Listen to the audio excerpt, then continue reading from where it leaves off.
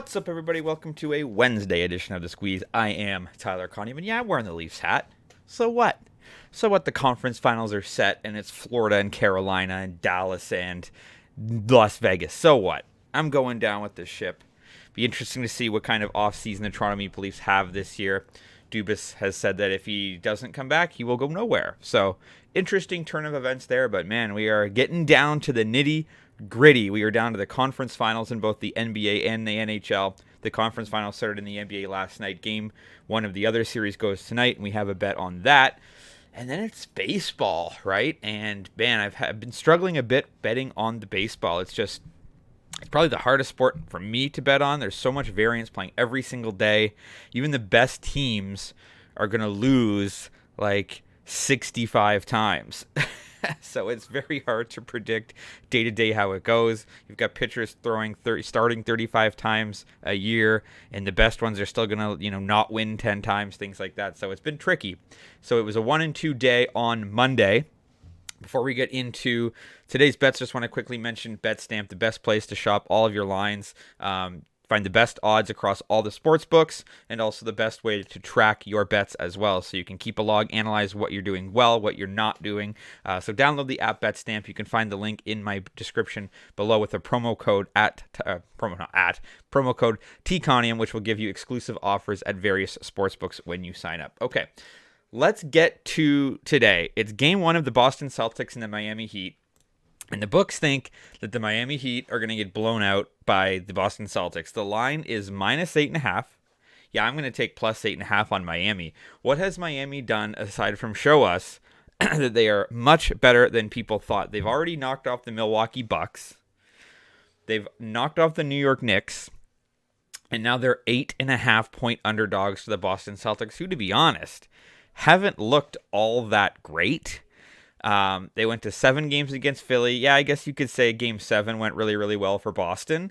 But 7 games against Philly, they didn't look all that great against Atlanta in the first round. When you look at the regular season, Miami won in January 98-95. They also won in December 120-116. They split the series 2-2 each. And then I look at the coaching matchup. You've got Joe Mazzulla on one side, a young coach. He wasn't supposed to be the coach of this team this year, but he is. He's done a pretty good job.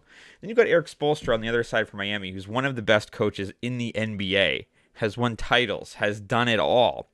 You've got Jimmy Butler, who you could argue is the best player on the floor in this series. Of course, Jason Tatum's a great player as well.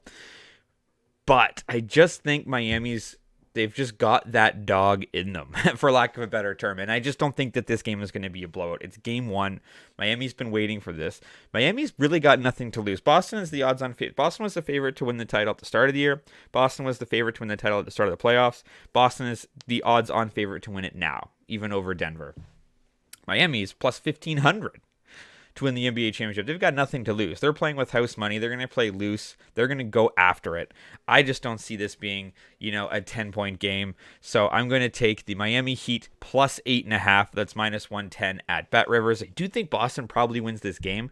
So if Miami gets out to a hot start, you can look to live bet this and then take Boston on the other side. Try to get both. But I'm going to start with Miami plus 8.5.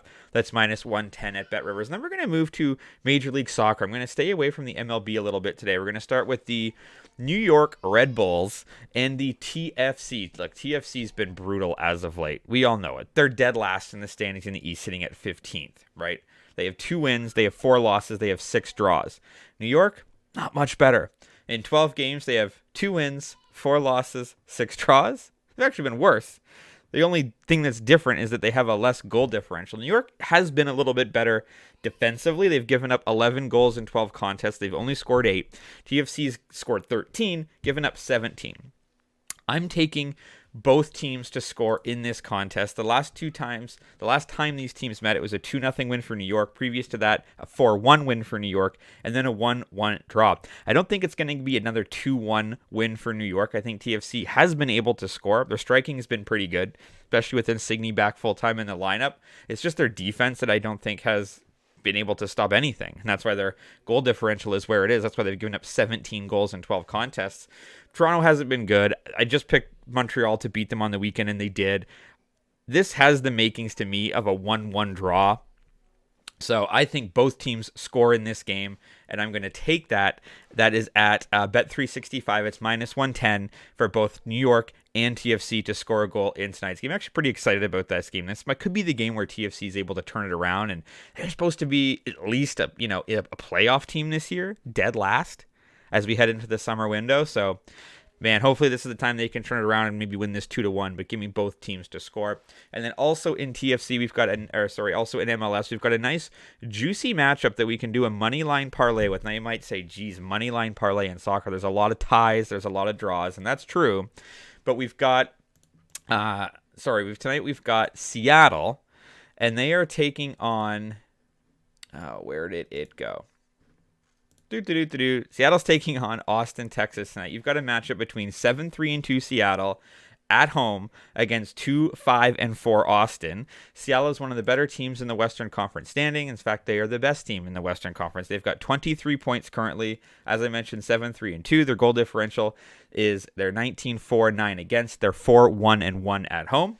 And then on the other bet that we've got Los Angeles FC against Kansas City. You've got a 6-1-3 Los Angeles against a 2-7-3 Kansas City. Now LAFC right behind the Sounders in the standings. They have 21 points. They're 6-1-3, as I mentioned, 20 goals for, 8 goals against, 4-0 at home.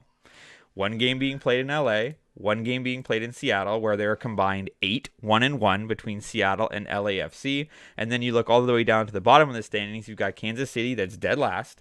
They are 1-4-2 on the road.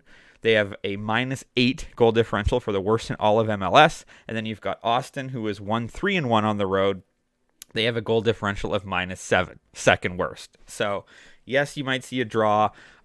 Look, I think at this point of the season, the good teams are going to dominate in soccer. I don't think you're going to see any of these upsets at this point. I just don't see it happening. So it's a very nice matchup where you have both of the top teams in the standings facing two of the worst teams in the standings, and both of the best teams are at home. So I've got Seattle and LAFC for a +124 moneyline parlay at DraftKings. So there is your Wednesday card. We're staying away from baseball for a little bit. Give me the Miami Heat +8.5 for -110 at BetRivers. Give me New York and TFC to both score tonight for -110 at Bet365. And at DraftKings, give me Seattle and LAFC on a moneyline parlay for +124. As always, drop a comment if you're fading or following. You can follow me on Twitter at Tyler Connie for more picks and props throughout the day. TikTok and Instagram for just the picks portions, and your audio is on Spotify and Apple. Have a great Wednesday, and let's talk sports.